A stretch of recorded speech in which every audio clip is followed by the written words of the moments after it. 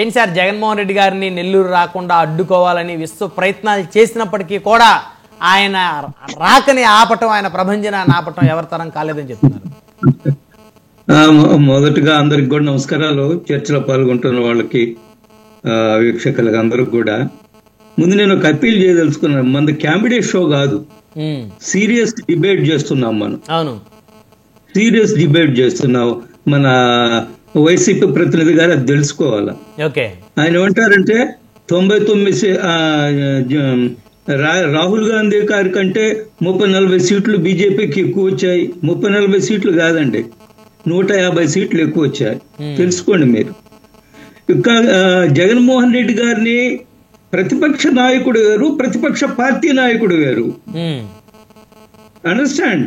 ఇక నుంచి అయితే ప్రతిపక్ష పార్టీ అధినేత నాలై ప్రతిపక్ష పార్టీ నాయకుడు ఆయన, అందులో అనుమానం ఏముంది?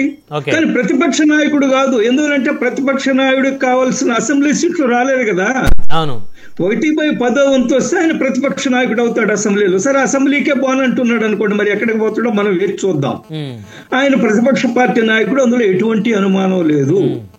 ఆయన జనాకర్షణ కూడా ఉంది ఇందులో. అరే, మాజీ ముఖ్యమంత్రిగా సహజంగా జనం చూడడానికి వస్తారండి, మరి అందులో ఏమీ ఇది లేదు. నేను ఈ రోజు ఆయన పర్యటన చూసినప్పుడు, మీకు కావాలంటే నాకు కూడా పంపిస్తున్నారు వీడియోలు. డబ్బులు కూడా పంచారు ఆయన పర్యటన కోసం, 400, 500 అది కూడా పంచారు. అది ఎక్కడ పంచారు? జగన్ గారి పర్యటనకి డబ్బులు ఇస్తే జనాలు వచ్చే పరిస్థితిలో ఉన్నాడేంటి ఆయన? నేను ఒక్క నిమిషం చెప్తున్నాను సార్, నేను వినండి, నేను పంపిస్తాను మీకు ఆ వీడియో. ఓకే, పంపించండి, ఎందుకంటే ఇది పెద్ద ఆరోపణ వైసీపీ మీద మీరు చేసింది. ఇప్పుడు నేను పంపిస్తాను, నాకు వస్తాయి. మా వాడు ఒకటి ఫోన్ చేసి చెప్పండి, నేను పంపిస్తాను. నేను మీకు కూడా పంపిస్తాను.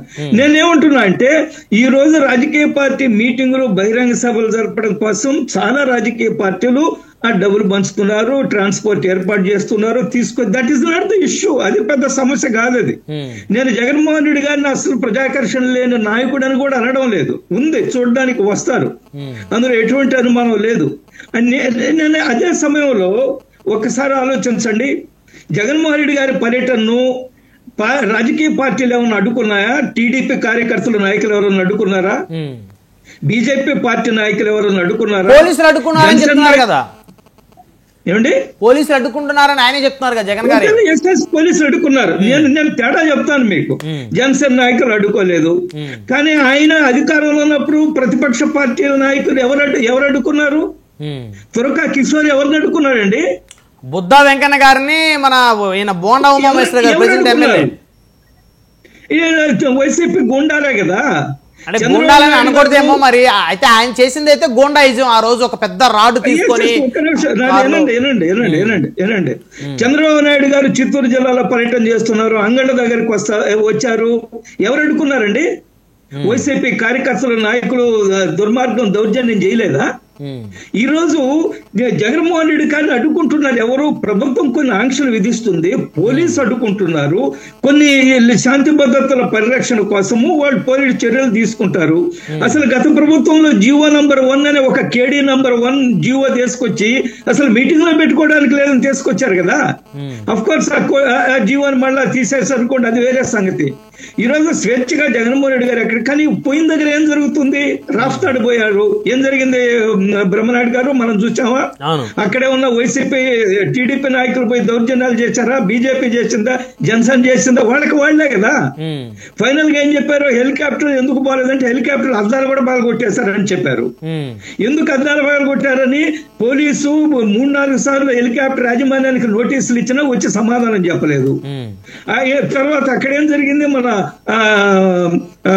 ఆయన ఇక్కడ విచారించడానికి పల్నాటుకు పోయినప్పుడు ఆ కారు కింద పడింది ఎవరు? ఆయనకి చూడడానికి వచ్చిన ఆయన కదా. టీడీపీ వాళ్ళు, బీజేపీ, జనసేన ఎవరన్నా అడ్డుకున్నారా? అడ్డుకోలేదు కదా. ఆయన మీద ఎక్కడ రాళ్లు ఇసిరారా? గతంలో ఏం జరిగింది? చంద్రబాబు నాయుడు గారు ప్రతిపక్ష నాయకుడిగా పర్యటన జరుగుతుంటే రాళ్లు ఇసిరారు. మంత్రులు ఈదల్లోకి వచ్చి బట్టలు చొక్కాలు ఇప్పేసి, ఆయన సురేష్ అని ఆయన ఒక మంత్రి, ఆనాటి మంత్రి, చొక్కా ఇప్పేసి మంత్రి స్థాయిని కూడా మర్చిపోయి ఎంత అసభ్యంగా వ్యవహరించడం మనం చూసాం కదా ప్రకాశం జిల్లాలో పర్యటిస్తున్నప్పుడు. ఈరోజు పోలీసు చర్యలు తీసుకుంటున్నారు. కొన్ని సమయాల్లో పోలీసు అతిగా కూడా వ్యవహరించే అవకాశం ఉంటుంది, దానివల్ల ఇష్యూ అవుతుంది. పోలీసు కూడా కొన్ని సమయాల్లో అది జగన్మోహన్ రెడ్డి గారి సమయంలో కానీ లేదా ఈనాడు కూటమి ప్రభుత్వం సమయంలో పోలీసు కొంత అతిగా వ్యవహరిస్తారంటే శాంతి భద్రతల రక్షణ కోసము. అది జరిగి ఉండొచ్చు కూడా. కానీ ఎక్కడ కొట్లాట్లు గొడవలు లేదా అధికార పార్టీ నాయకులు కూటమి నాయకులు వచ్చి ఎవరినేమి దౌర్జన్యం చేయలేదు. ఈ తేడాని మనం గమనించుకోవాలి. నేను ఇంకేం చెప్తున్నానంటే ప్రతిపక్ష పార్టీ నాయకుడుగా ఆయన రాష్ట్రంలో ఎక్కడైనా తిరిగే అధికారము హక్కు ఉంది, వెళ్ళాలి కూడా. అంటే ప్రతిపక్ష పార్టీ నాయకుడుగా, నాట్ ప్రతిపక్ష నేతగా. ప్రతిపక్ష నేత కాదు కదా ఆయన ప్రతిపక్ష పార్టీ నాయకుడు కదా, ప్రతిపక్ష నేత కాదు కదా ఆయన. Is not a recognised opposition leader in assembly, that is clear. ఆయన ఒక రాజకీయ పార్టీ నాయకుడిగా, మాజీ ముఖ్యమంత్రిగా, ప్రతిపక్ష పార్టీ నాయకుడిగా వెళ్ళొచ్చు, విచారించవచ్చు ఎవరిని, ప్రజా సమస్యల మీద.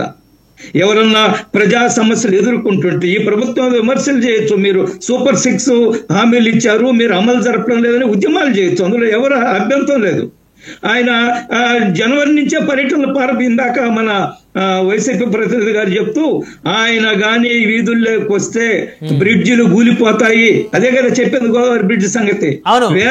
కూలిపోతాయలేదు, పరవళ్ళు తొక్కుతుంది గోదావరి, జన సముద్రం వస్తుంది అని చెప్పా. కింద గోదావరి, పైన జన సముద్రం అని చెప్పా. పెద్దలు సరిగ్గా వినడం లేదు.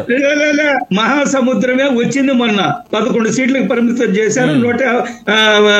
151 నుంచి 11కు వచ్చిందంటే మహాసముద్రం వచ్చినట్టే కదా కూటమికి.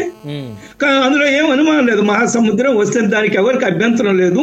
ఆయన ప్రజల్లోకి వెళ్ళమనండి, ఆయన ప్రభుత్వం మీద విమర్శలు చేయమనండి, నిర్మాణాత్మక కన్స్ట్రక్టివ్ విమర్శలు చేయమనండి, ప్రజాసం. కానీ ఈ రోజు వస్తుంది ఎవరి కోసం వచ్చారు? నేను అందుకని అనేక సందర్భాల్లో మీతో కూడా చెప్పాను బ్రహ్మనాయుడు గారు, మనము టెంపుల్ టూరిజం అని ఉంటుంది. అంటే దేశంలో అన్ని టెంపుల్స్ కి వెళ్ళి అదేదో ప్యాకేజీలు ఉంటాయి, టూరిస్టులు వెళ్తుంటారు, భక్తులు వెళ్తుంటారు, పిల్గ్రిమేజ్ చేస్తుంటారు.